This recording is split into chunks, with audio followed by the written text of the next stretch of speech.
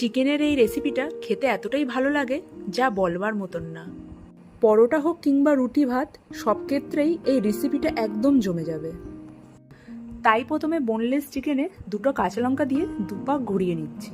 ঠিক আপনারা এইরকমই করবেন, বেশি একদম ঘেটে ফেলবেন না। তার মধ্যে নুন, পেঁয়াজ বাটা, আদা রসুন বাটা, জিরের গুঁড়ো, ধনের গুঁড়ো, লঙ্কার গুঁড়ো, হলুদ গুঁড়ো, গরম মশলা দিয়ে এটা ভালো করে একটু মেখে নেব।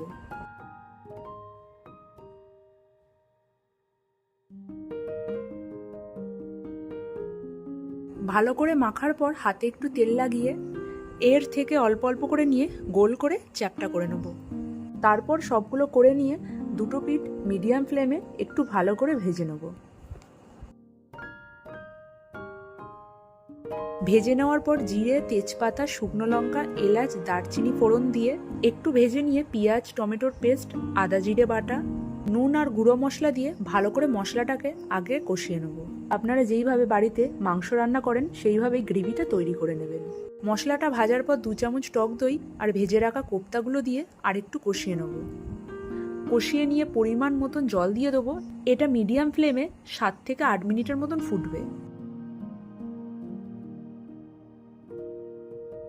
7 মিনিট পর ধনেপাতা আর গরম মশলা ছড়িয়ে নামিয়ে দিলেই তাহলেই তৈরি হয়ে যাবে আমার এই পছন্দের চিকেন কোপ্তা কারির রেসিপিটি।